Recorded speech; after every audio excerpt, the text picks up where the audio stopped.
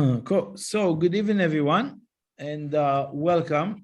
Please mute yourself so we can have a better streaming. In this week, there is this week and next week, I would like to make sure that everybody understand that the next week class will be at least as much as we can preparation for a very important channel that is coming to this world called Purim. It's known to be a holiday by us, but we know definitely it's a spiritual opening. It's a huge cosmic opening. I want to be prepared for that. And in order to be prepared for that, we know that prior to the week, which means this coming Saturday, the reading of this week, is a preparation to what appear next week, right? So we have two things happening in our consciousness we need to learn of today. There is this week's energy, right? It's the first book of the third book of Moses, the beginning, called Proportion Vayikra, right? And God calling up Moses. That's the first understanding that we have.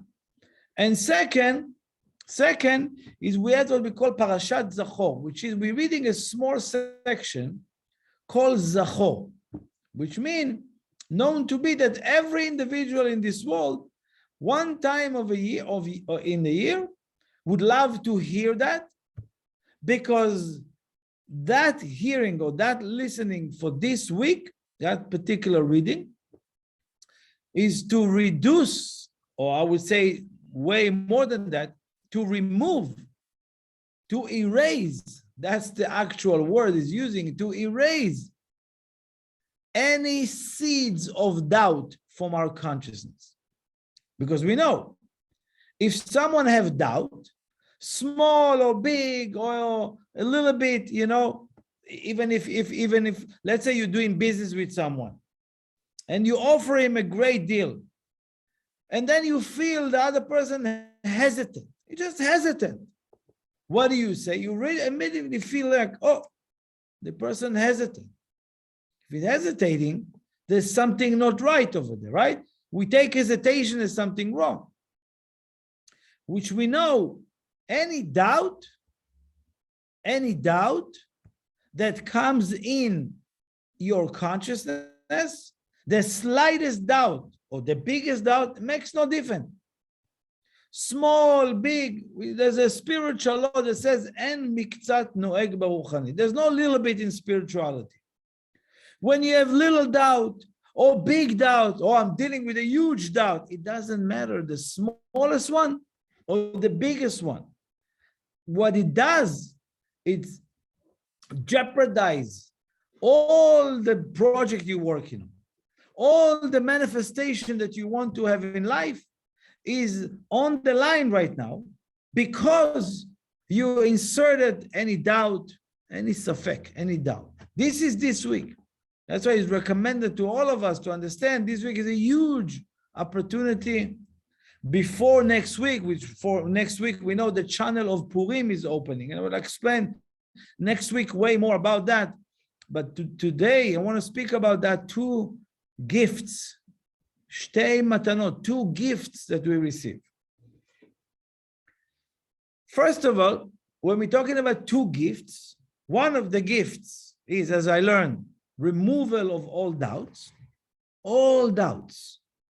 to erase the seed of all doubts. Because we know if you plant a seed and a tree grows, even if you cut the branches, the tree still grows. If you cut the fruit, the trunk still goes. You have to uproot it. So no doubt will grow in your consciousness. Because you cannot achieve any greatness, any achievement cannot be to anyone if they have doubt, and the smallest doubt interfere with manifestation. The second gift that we receive, which we call an awakening from above, more humility. being more humble. And again, it's a gift that is available for us, meaning to receive the ability to be humble. Not if someone doesn't do it actively, life comes and put them down, quote unquote, show them who is the boss. And you cannot win and defeat life, meaning what we call life as far as like the mechanism and the system, and obviously the purpose of who we are and what we came here to do. You cannot defeat it. Either you're doing it or you're out of the game. That's it. Or you're sitting on the bench. We are players in this world. What is the gift? Is what we call humility. Now, within that, within the word Vayikra, and again, I want to show you the description because it's unlike any other time of the year. There's a strange word appear in the Torah. For those of you who don't know where we're learning from, the word appeared this way. This is the name of the portion. Sorry. Here.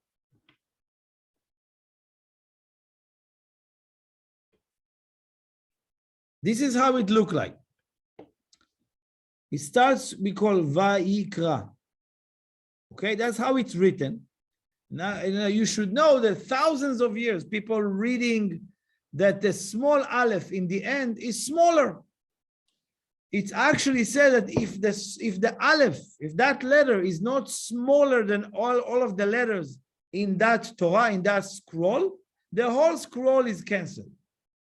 The letter has to be small or smaller than the others. Now let's understand the beautiful consciousness that we have here.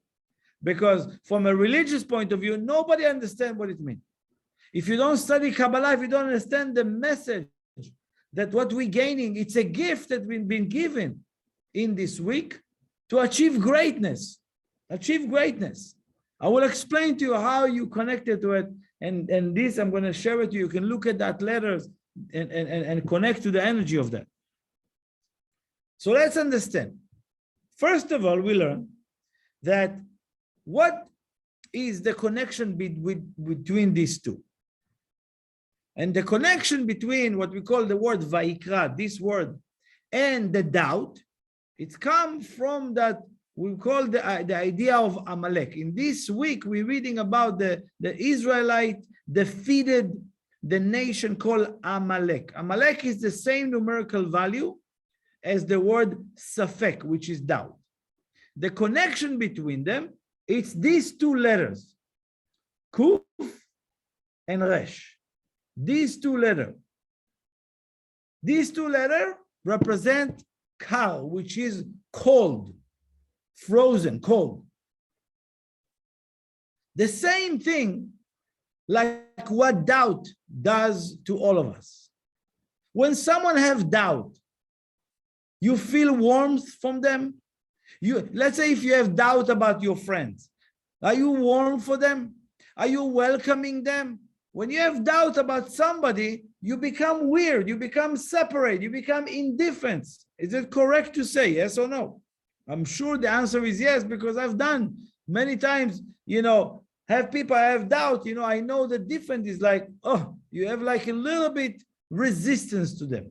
Meaning, any doubt that enter, it meant to cool you down, meaning to freezing you and your friend, meaning to separate, to bring coldness between you and another individual, between you and your goals, between you and yourself.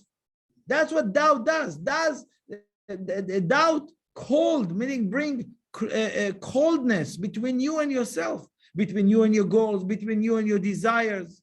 And now my desire is a little bit cool. I don't want that too much. I thought I wanted to be married, but now I gave it up. No, you didn't give it up. You just cooled down by doubts because every date was doubt again and not again. You allow it to be part of you.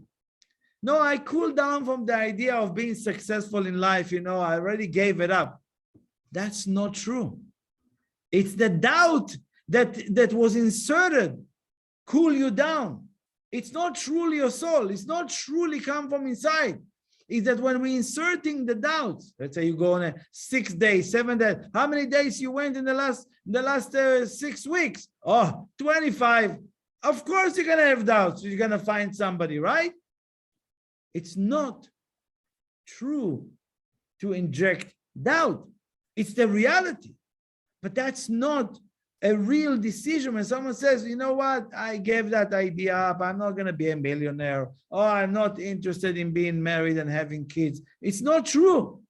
It's the doubt that creeps in over and over, slow and small, bits and pieces, and eventually the person, he think he gave it up. Or even in your spiritual path. Let's say you got warmed up to be spiritual, and then slowly, through doubt, you cooling, right? Because it says that that's what the fear of injecting doubts. In the word Vaikra, let's focus on that word for example. And God called upon Moses, Vaikra el Moshe. Vaikra, that word that I show you, is called Vaikra. And he called upon Moses. Reminding you, Moses, it's no one in the Bible 3,000 years ago, it's you. Moses represents the leader part inside of us. It's not a story about some guy who lived some 3,500 years ago.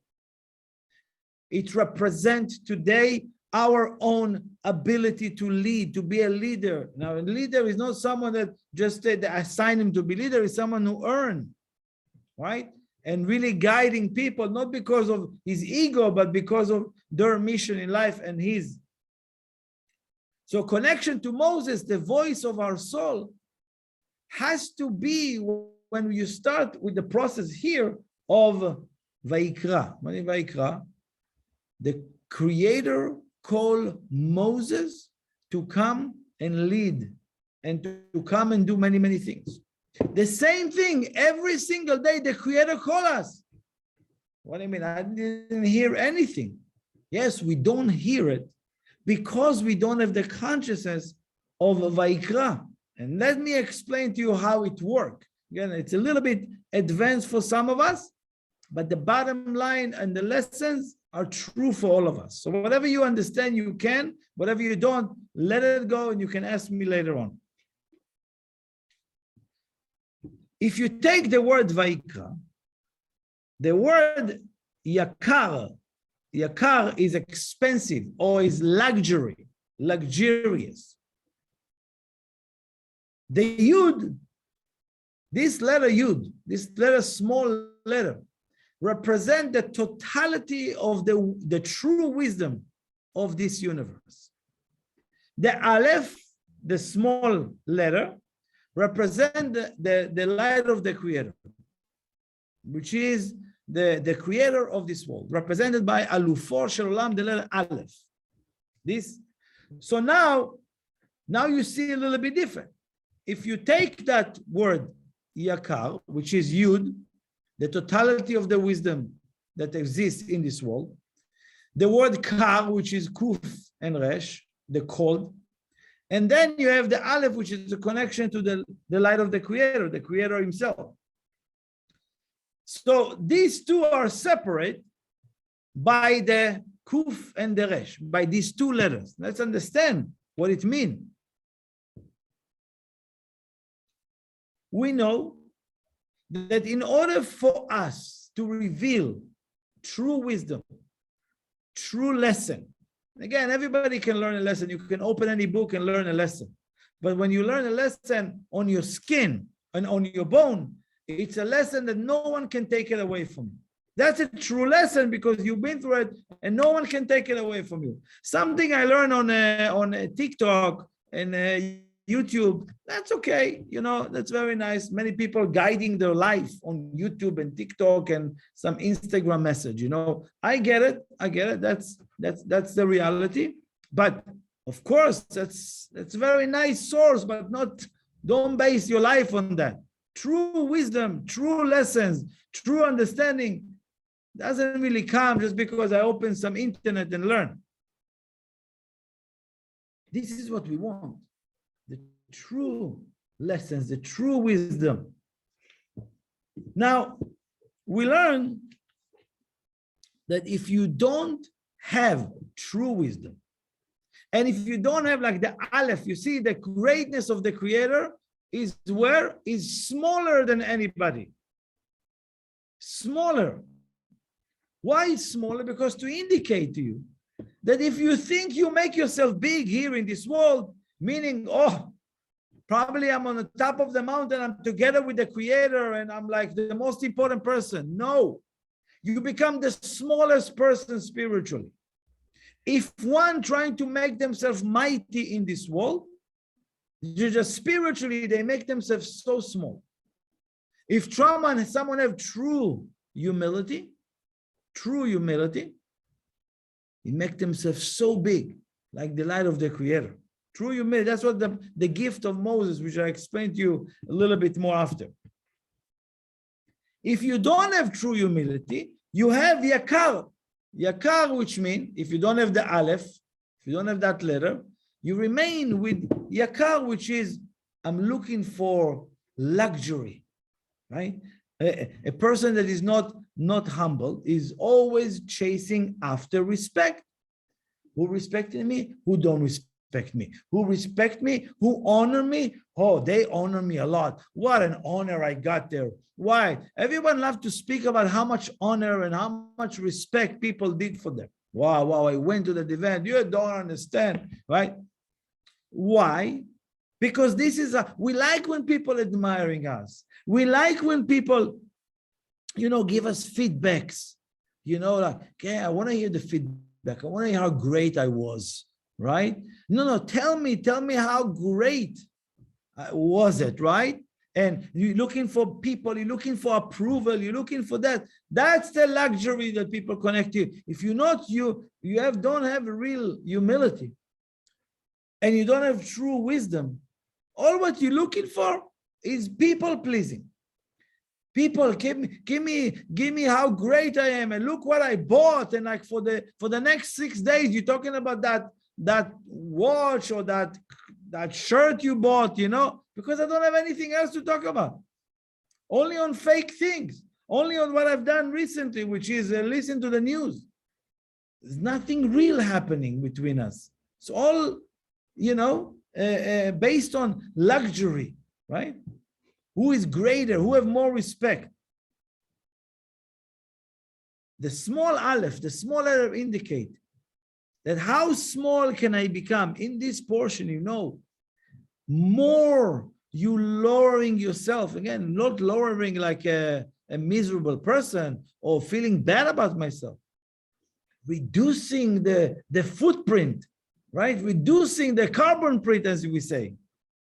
Then I can start seeing the greatness of this world, the beauty of the Creator in this world. What do we need to do? Let's see.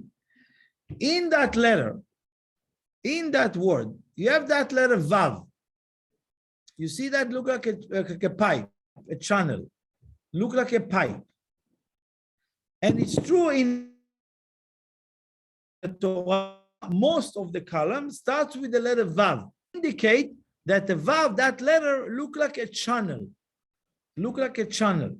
Like us. If you put your head down, look, this is what I'm talking about. Look, this is the Vav. It's us with the head down. If you put your head down, you look like the Vav. If you stand straight and your head down, you look like that Vav. Each one of us meant to be that channel. If we take the head down, meaning to take the head down like in a way of just physically looking down, but in a way of humility. You cannot be a channel of the light of the Creator. You can be a channel of your ego and how great you are, but that doesn't go that far. But if you channel of the light of the Creator, it's only through humility. So when you meditate on this word, you meditate to activate the Vav, the letter Vav. What is that letter Vav? it represents, in the light bulb, in the physical light bulb in your home, you have the plus, you have the minus, and you have that coil, filament. That's that Vav. That letter is that coil. What is that coil does? How do you turn on the light? The plus and the minus, they both fighting, right? One want to give, one to receive, one want to take. The filament, which is the Vav, start to get heated. Heat. That heat create a beam of light. So again, now we understand why that Vav why that letter is necessary in this word. Because in the middle there is the letter Kuf and Resh, which represent kar, cold. How you defroze. So let me give you a description of how maybe it's a better description. Let me get another example. This letter Yud, the smallest one, is frozen within the Kuf. And the Aleph is within the Resh. Let me explain to you. This is the letter Yud. You put it in that vessel. Right? You put water and you freeze it. Right? So now that is captured within that frozen vessel. In order to release that, I need to warm it up. And that is the job of this week.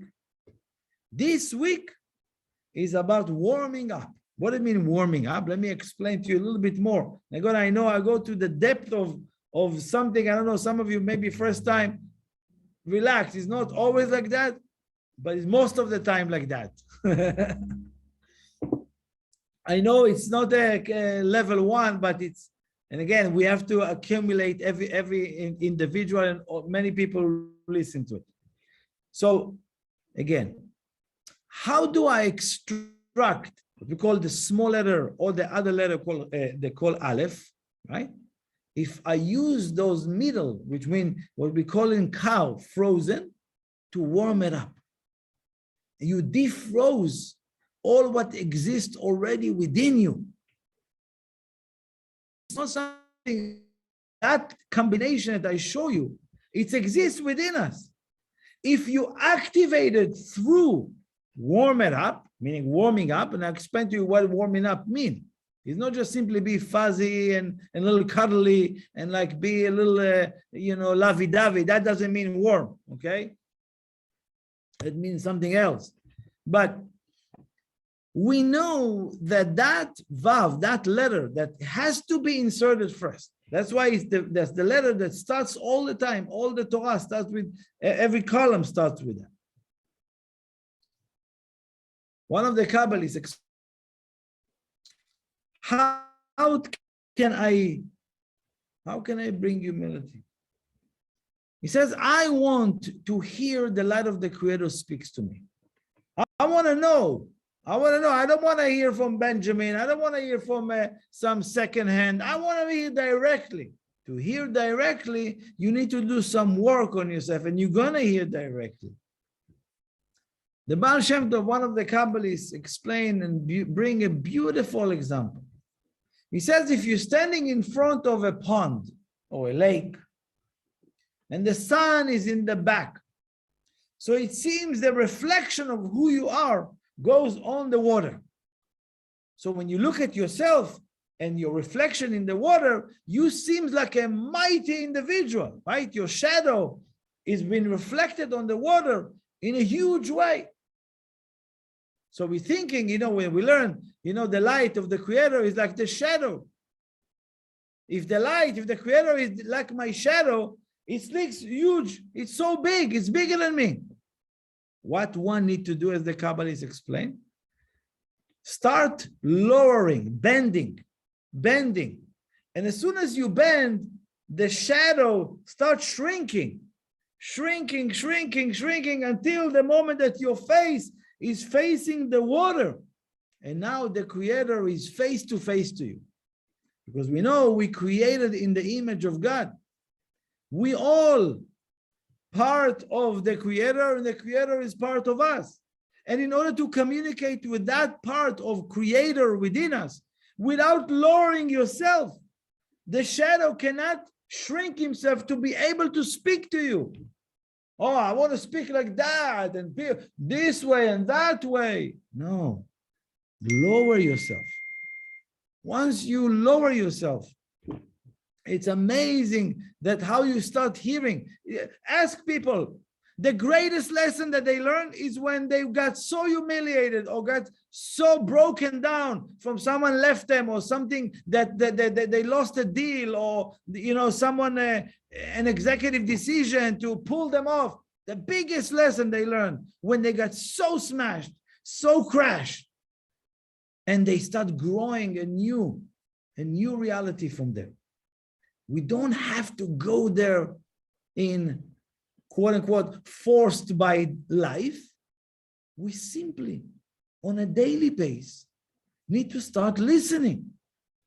First, and I give you a very small practice, it's big practice, but very good, that you don't have to go through the pain of being crushed to learn a lesson. Simply by lowering ourselves, facing the water, see the true me, see the true reflection of who you are. Not many of us are fake about so many things. And that's what it does. It has attracted life to smash you down. What do we want to do in this week? That's why continuation of the reading this week speaks about a lot of sacrifices. Sacrifices. Now, today, there are no sacrifices. So why am I reading about some sacrifices that people did 3,000 years ago? We don't do it today. Maybe some people do it, but we're not doing it. Anybody who committed a crime goes to sacrifice an animal right now? No. But that's what they say, any crime you committed, you need to sacrifice. Let's understand from Kabbalistic point of view, the beauty of sacrifices, the beauty. The word sacrifice is called korban. Korban. I don't see many Hebrew speakers, but whoever speaks Hebrew, what korban mean in Hebrew? Sacrifice. Victim.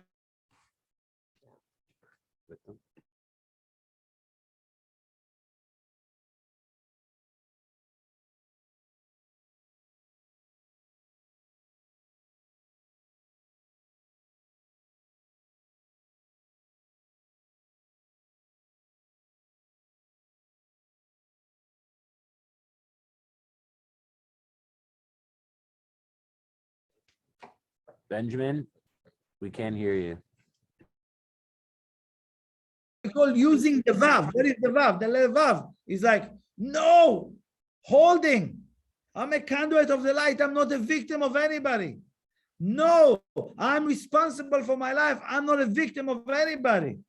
That heated moment, not to fall to victim consciousness, is heating, is getting warming the coldness, right? Because what happened? I'll tell you know what? I want to open up. I don't know you guys. You don't know me.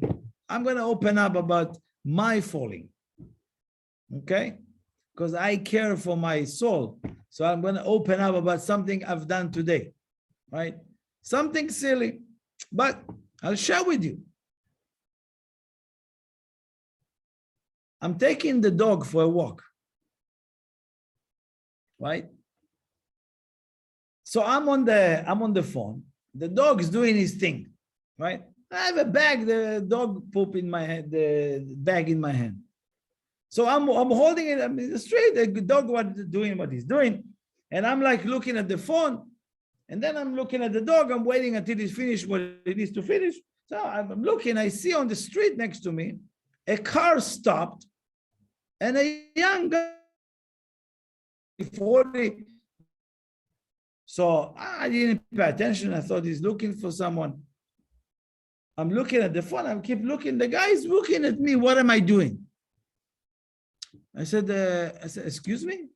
Is there anything I can help you with? He said, no, I just want to see if you pick up after your dog. I got like, this is part of my thing that I need to work on is that I can't stand when someone don't mind their own business, right? It's like, mind your own business. Is it your dog? Is it your yard? Is it your street? You just stop your car checking on me. Of course, there's a reason, there's a message, it's a great. At that moment, I got so heated. The moment, because it's part of something that's triggering me. It's like, it's not your business. Mind your business. And that's it. For me, I was like, right away. I was a victim. I was a victim of that individual checking on me, right? Of course, later on, in your mind, you want to do terrible things to that individual, right? But of course, that's true 30 years ago, not today. Today you have, but still it triggered me. What do? I can be a victim of the individual, or I can cool down. Again, in that moment, I think I fell. I was a victim. But there are many times that we should, again, look into that heated moment. Again, it's not with that guy, it's with me, within me. I got so heated. But that heat, that warmth that has been developed can be anger, or it can be completely opposite. Warming up, meaning to complete responsibility of my life. One of the things that fire is causing, it can be a fire that burns negativity. It can be a fire that burns all your connection to the light, all the bridges that you build. And that's what you want to awaken here. Using that letter Vav, that's between the right and the left, has to be in a proper filament. Otherwise, the light bulb will burn out every second. And this is what we're building with true humility. What I should do, I should be, lowering myself to this guy, meaning not physically, but says, thank you for your generosity for the street or for our neighborhood, that's great. Again, if I could say it generally, I would. I couldn't, it bothered me, sorry. That's why I keep teaching Kabbalah, because I'm not perfect yet. Do you understand? I'm not teaching it because I'm perfect. I'm teaching it because I know it can help me change, and it can help the rest of the world. But again, another thing of sacrifice that I want to talk about, which is the Zohar speaks a lot about. The word korban is sacrifice or victim, but it's also from the word lekarev, to bring closer. Krav elai, come to me, closer to me. This is every sacrifice that you do, the Creator bring you closer. What type of sacrifice do I do? First of all, the most important part, and I go straight to the point, is sacrifice of your ego. That's it. Sacrifice of your ego is the best thing you can do.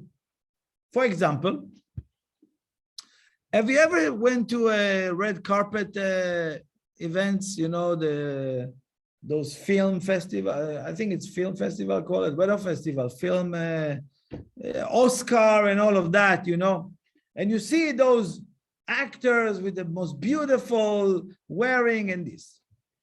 Everybody, though, the actor comes in, everyone like, wow, they see this guy, he's whatever famous person standing on the red carpet. But when you watch his movies, he's not the one that got explode in the car, flying in the air from the plane, flying into the desert, right? We know he didn't do it. It was, as everybody know, a stunt, a double. But really, who's standing on the red carpet or get all the reward? The actual one is sitting in his van caravan, whatever it is, and play, on Instagram. And while that guy risking his life, that's what the ego is about. Let the ego risk his life. Let the ego be embarrassed. Let the ego fall and crash. I'll get the reward. My soul will get the reward. The ego is just a stunt driver. Most of us thinking the ego drive everything. Oh, you let this. Have you ever seen like the opposite, that the stunt is getting all the reward and all of that? No, the actor. We need to sacrifice our ego. How burning is to sacrifice the ego? How burning it is to say, oh, I'm giving the credit to somebody else, which I know I did it. It was my idea. How hard is to give a credit to somebody else? Or how hard it is when someone took a credit to something that we told them. You know how many times it happened to me? Many times. Many times. But, oh, wow, wait a second. That was my idea. Oh, they take credit for that. Shh. I'm telling my ego, shh. I want my soul to be rewarded, not my ego. Yeah, but they don't know it's me. Who says and blah, blah, blah, each other. If you take care of your soul, everything else will be taken care of. Everything else. Most of us taking care of our ego, our greatness, and all of that. Another thing we can do. Another thing which is very important. We know even now I know by my friend Adam sitting there with few people, if you have people around you, most of us can have a conversation about, the politics, about the war right now, about the vaccination, about, the industry, about the stock market. What are you going to come out with? Another nonsense in your garbage in our mind. So what? I'm coming now and sitting with my friends and I have a chance to speak about something. I have enough speaking to media, how bad everything and how bad this is bad, this is bad. You want, when you are with people, to take that conversation and throw it out of the room. And just have a real conversation. Open up about something you struggle with. You will see your energy change. That burned. Open up. But I don't know them. What, I'm going to tell them that I'm not perfect? I don't care. I don't care. I shared with people earlier that story happened to me with this guy, right? Wow, Benjamin, what? Yes, I'm not perfect. It's okay. It's great. People in your life, and you see that the conversation based on politics and news and all the nonsense, you should know all what you're looking is for approvals. All what you're looking for is ego. All what you need to know, but why? No, I really want a real conversation. Open up, share something embarrassing about yourself. Open, because why? The burn that it does to you, melting that coldness and make a unification between you and another person, which that connection, that union between people that are not connected based on an agenda of politics or any of that, but a true connection that defroze all the frozen pipes, and you start bringing to your life new wisdom, true wisdom, and you start seeing in your life true humility, not fake, no, thank you, I don't want, but please give it to me, no, but I don't want to, but please make sure you give it to me, not that fake humility. No, I don't need a thank you, few claps of that, no, not too much, everyone, right?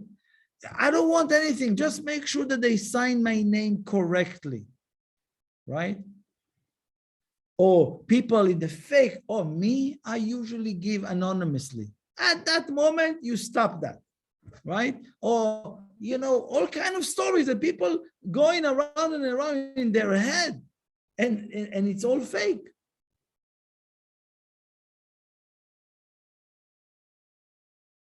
Make sure that when you meet with people, make that meeting a very much your interest to be with people for the right reason. We had 2-3 years in Corona and COVID to be away from each other, to learn to be with each other. And we did not learning that so much because we come together and again, nonsense, complaining about the vaccination and then complaining about the this and that. Why? We had 2 years separated. Let's make sure that we are together. We make it real. We make it honest. We make it burning. Fire. What is warm? To be fuzzy and like that's nice. That's fake. Real thing is when I'm able to open up about something real, share something essence of you. That burning that is not comfortable to share it gives you so much light because it's one, you humiliate yourself. It's not humiliation, but you're reducing that picture of luxury and I'm great and I'm perfect. You take down that wall, fake wall. It's not really actually, it's a fake wall. And in the result, you connect into that yud, which is that wisdom that buried inside of us, that true wisdom, not fake news. Then we need to understand in this world, today we're getting one more gift. It's the removal of all seeds of doubt. Two things we have, Vayikra, that word, and the fight against Amalek. Remember, the danger of you walking around with a doubt is that you're dragging behind you anyone or everyone that have a connection to you. Let's have 10 friends, 20 friends. Let's say you have a boss or you are a department or something. You walk around with a doubt and you did not smash that doubt.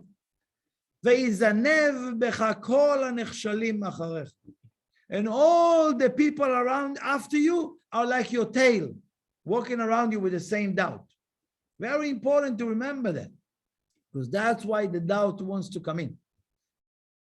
How can I remove doubt? Different way we spoke about it. But one of the things that it says, very important, Asher karcha.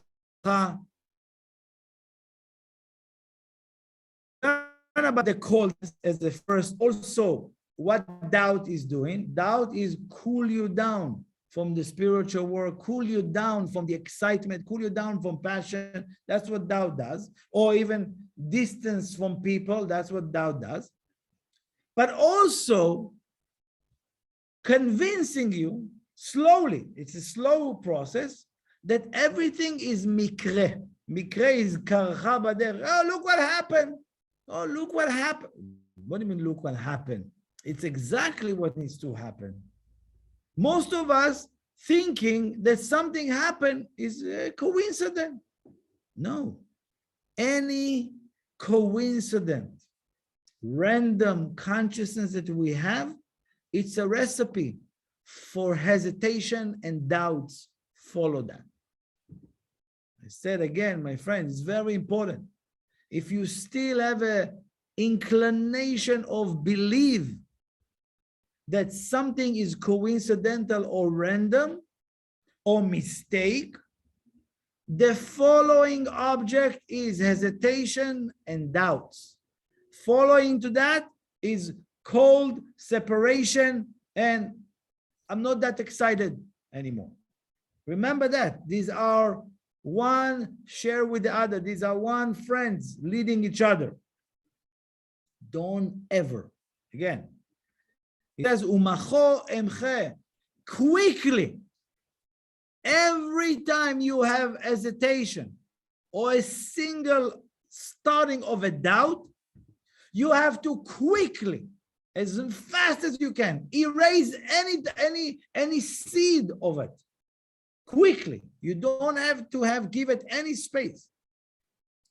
Because think about it. how can you believe the thought that tells you to be doubtful? That's already a negative thought.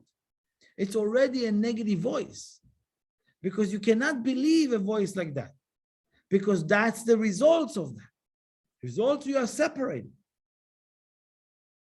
We also want to learn that my job here or anywhere is to be a conduit of the light of the Creator, of the greatness that is being funneled to this world.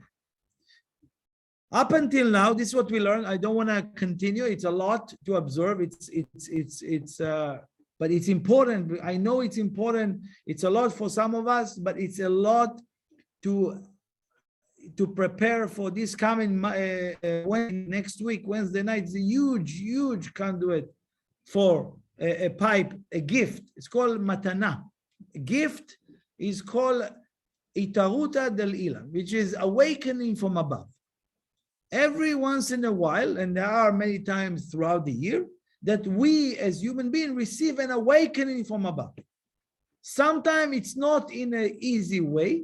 Sometimes it's like, as I said before, a person gets crashed, his ego gets smashed. It's not really pleasant.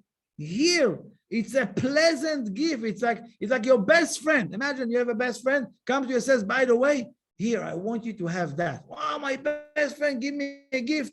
I don't even feel it's a giving. It's like, wow, it's an awakening. It's a great inspiration. So this week and next week, very important awakening coming to this world. Hopefully, if you have that consciousness, you can connect to it and start doing the work.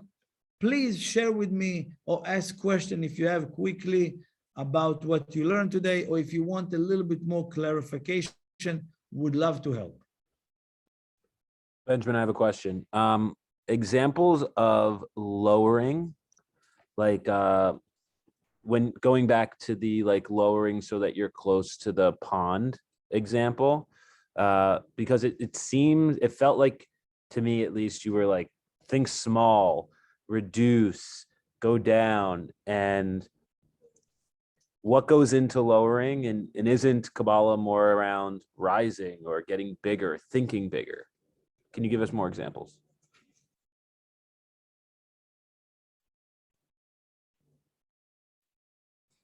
You're muted. Thank you. Obviously, lowering ourselves is lowering the me. The me. Me. I did it. I made it. I got it. I know it. Right? All of these are just preventing from an individual to grow. Another uncomfortable thing, it's really against what you're saying, because we learn that we need to increase our desire. So I want to ask you, is bigger desire, is it easy or is it difficult? What do you think? I feel like this is a trick question, but I'm going to say difficult. Difficult. You think you have a desire, and if you think you use desire and it's easy, it's not a real desire. To increase your desire is burning. It's really uncomfortable. For example, Adam, you tell me, I want to be a bodybuilder, right? A bodybuilder, it's not a big desire, right? But from the bodybuilder's desire point of view, like let's say majority of the people don't want to be a bodybuilder. But if I want to be a bodybuilder, so amongst all the bodybuilders, it's considered to be a greater desire. Is that correct to say? Yes. Right? Between that world, right? So a bodybuilder says, oh, I want to be a bodybuilder. And every day he goes to the gym, eating like sugar, and goes to the gym and lifting 10 pounds. You know, it's like, everybody look at them, it's like, really? That's me. A bodybuilder wants to be a bodybuilder, needs to have a tremendous desire, again, amongst the bodybuilders, way more than anybody else, and it's not comfortable. They need to wake up at 5 o'clock and eating 60 eggs a day and eating a lot of pasta and working up and going and eating what you may call those things. They need Protein to shake. do vitamins and all these gold pill and all those formula, right? Because bigger desire. So it required discomfort. So now you understand, Kabbalistically, big desire is the only direction you want to take in anything you do, because that's by itself. I have such a big desire. Listen to me. I want to be elevated spiritually to the highest degree I can. Yes or no? You got frozen. No. 2 seconds ago, a guy told me to pick up the poop of my dog. I got upset. What kind of big desire do I have? It's small desire. Because the smallest thing that they're like, what? It took me by surprise, meaning now I realize my desire is not that big. And that's burning. Right? Because a bigger desire, I wouldn't be affected by someone says, thank you so much. Again, it's because specifically for me, maybe other people will not bother them. For me, it was bothering me that somebody doesn't mind their own business. Yes. Does that make sense to you, Adam? It's Rabbi, very... I have a question. Yes, please. I grew up in San Diego, and I see all these people there in LA, and they look super chill. And Californians are chill. They're always chilling out, burritos, chill, surfing, chill. Let's have a drink and chill. Let's go to work and chill. It's just chilling all the time. Part of the reason I'm in New York is because New Yorkers are intense. But even in New York, I think a lot of people, when you talk about having a high amount of passion, a lot of people are very wary of that because they associate passion with, I don't know, like cold or dangerousness or sort of weirdness, or it's not very cool. Being chill is being cool, but it's almost like having low desire. Having high desire is kind of scary and weird and not cool. So how do you relate to people when you have, very strong desire and, a strong will and belief that things are going to happen? How do you, socially, how do you do that without turning people off? So obviously it's not the same thing to everybody, like let's say, for example, if I give a lecture and I'm in Tulum, right? I'm going to speak a little bit different. What? Tulum is the most chill place in the world. No, so obviously I'm not gonna go there and like, hey, let's go change the world, right? It's different, right? In where they at in that moment, right? You have to find where they are and then get them excited to where they are, right? So I speak in New York, the hub of all are happening. That's a high voltage, right? If you are here and you're not doing the work, eventually the place will puke you out, right? To LA.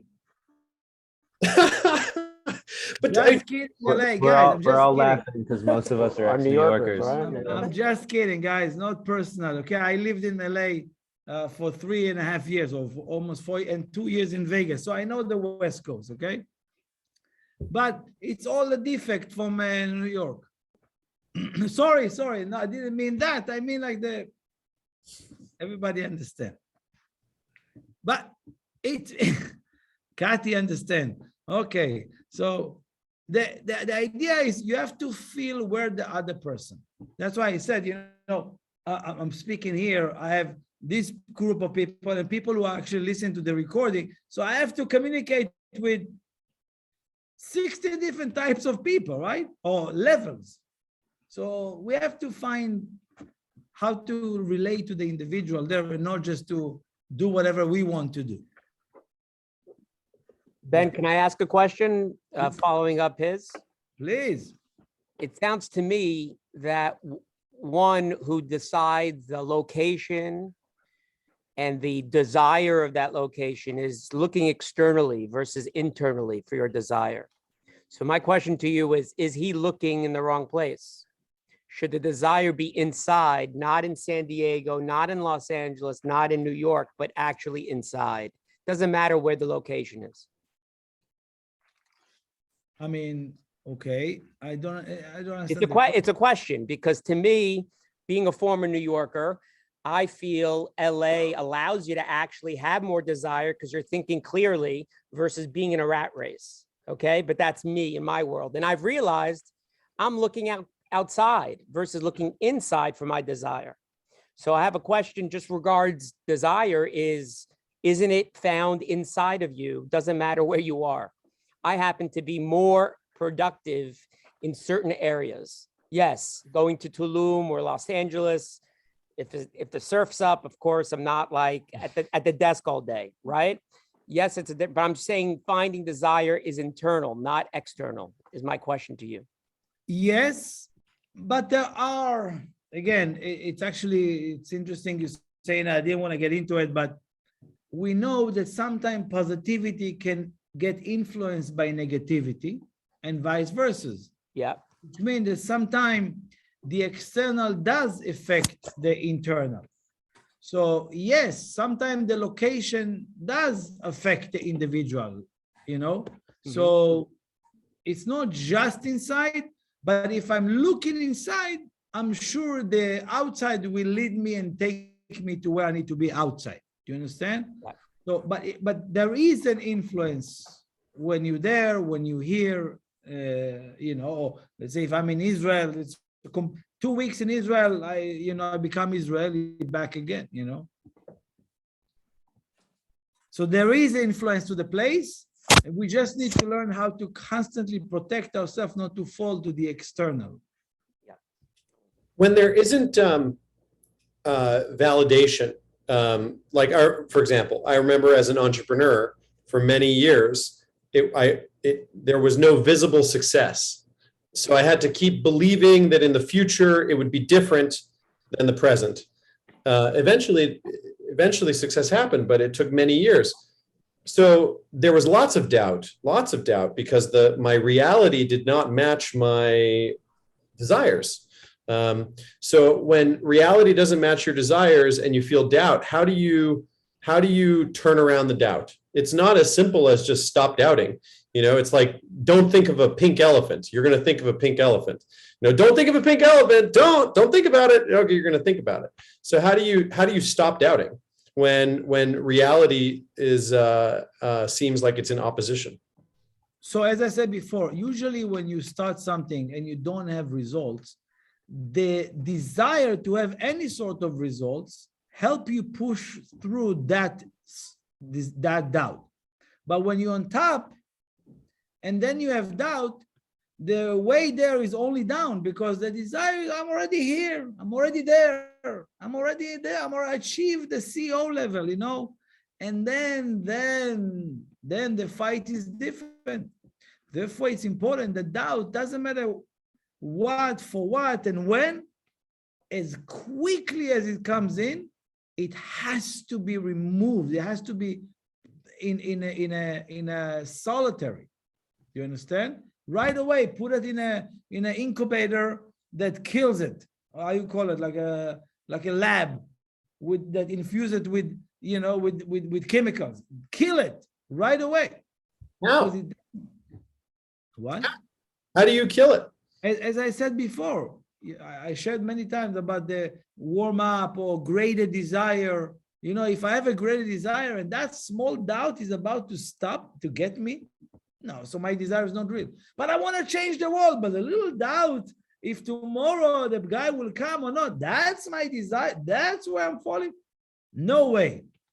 You know, that's part of it. And that's why I'm saying this reading of this week is super important, because it's for the rest of the year. It's like an antidote. Yeah. What's the opposite of doubt? So how do you know when doubt? Certainty. Is it possible to have certainty and doubt simultaneously, or the illusion of certainty? Exactly. It's just illusionary certainty. So it's not real. Well, And there's no uncertainty in LA, right, Adam? Andrew. You got the beach, it's a beautiful day. Hey, you know what I was thinking about, you guys? I'm gonna input something light. I was skiing last week in Steamboat, great week with my family, and I realized that even out there on the ski slopes, how full my mind was of the doubt creeping in and everything. And even though I was in a like, it doesn't matter. The desires from within, all within, and it's like that's it to me. So erased out because it's an illusion. Yes. Yes. Right, Benjamin? Yes. So next week is a beautiful opportunity called Purim. I would like to explain to you more about it next week, next Monday. Hopefully, we're going to do it physically. Adam, we spoke about it, okay? Next week, I want to do it physically. I'll set it up in New York. Andrew, you're Okay. gonna get a call. Okay. I'm here. My place. Yeah, Andrew, anyone who wants to host, Andre, anybody, Francis, whoever, anybody wants to host us, let's, or if you have friends who wants to, let us know. But definitely, we'd like to bring it back and be together. Love it. Thank you, everyone, for being there. Have a beautiful rest of the week. Thank you. Thank you. Thank you, Benjamin. Thank you, guys. you. Thank you. Thank you. Thank you. Be more Thank you, real. Adam. Benjamin. More real. More real. Thank you. תודה. Thank you, Benjamin.